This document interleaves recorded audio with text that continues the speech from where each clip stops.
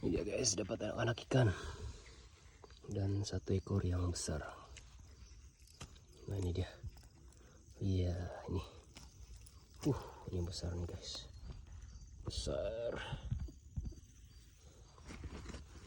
Ini ikan kitang. Dia ada bisa ini guys.